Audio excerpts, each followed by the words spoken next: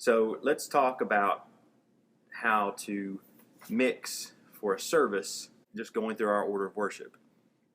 What I would do is I would put the left-hand side on layer 2. The reason being, we have the drums pretty much set the way we'll always want them. Click is here, it's always down. Effects, you can play that like a synthesizer instrument, so you could jump over here to this. Bass, we kind of get bass dialed in. Acoustic and electric, we get a level on them to where we have enough of them and we're good. And our piano is on layer 2. This is for a keyboard to come later. So I like to stay on layer 2 on the left hand side because I can control my drums, my electric guitar, my acoustic, and the piano all from right here. I can also do the vocals and playback, but I need to be on layer 2 for vocals because sometimes green may have the solo and I need everybody else pulled down, or blue comes out and really needs a little bit stronger, or maybe if I'm just mixing how they're singing on a piece with a trio, I need a little bit more alto than the tenor or whoever. So I need to kind of fine tune with these handhelds during the service. So I like to have this on layer 2 where I can control my handheld mics. At the beginning of the service, you can have all of the mute groups muted and have playback on.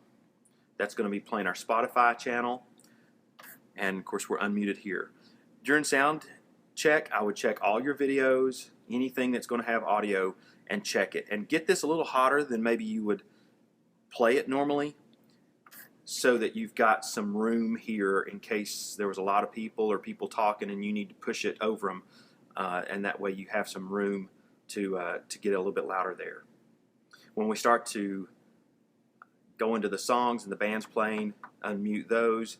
Hopefully ProPresenter Tech has stopped Spotify and anything that's playing pre-service, so you can leave that open if you want to, or you could mute it.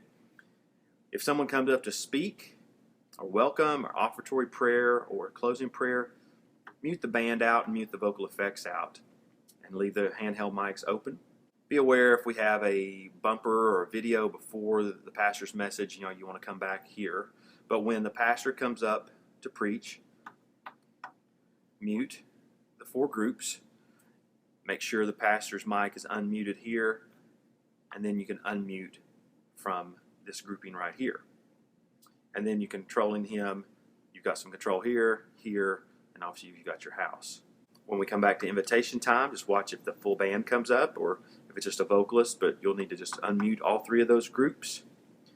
And maybe as they go back in, if sometimes I start playing while the pastor's still talking or the speaker's still talking, pull the keyboard down and not let it cover him up as he's speaking. Let it be distracting, but just soft in the background, and then bring it up as we go into the song. And then at the close, again, if the band's going to play out, leave everything open. If someone else is going to come and we're going to close with Spotify, then you can mute the band and the effects vocals, and then you can have playback ready to go with Spotify after the service. So you can really mix from right here and focus on your handheld mics and use your mute groups, and it's getting pretty comfortable for a lot of folks that have done it. But just review this video so you kind of get familiar with where things are, and take notes on the order of worship. It's hard to try to remember everything, and so if you write it down, it's going to help you to remember it. But you're not expected to have everything memorized. So take notes. We have the click in our ears that tell us when the verse is coming and when to hit the chorus and the tempos and things like that. So we have cues and we have the prompter for us on stage, and so use the paper, write things down so that you know where things are.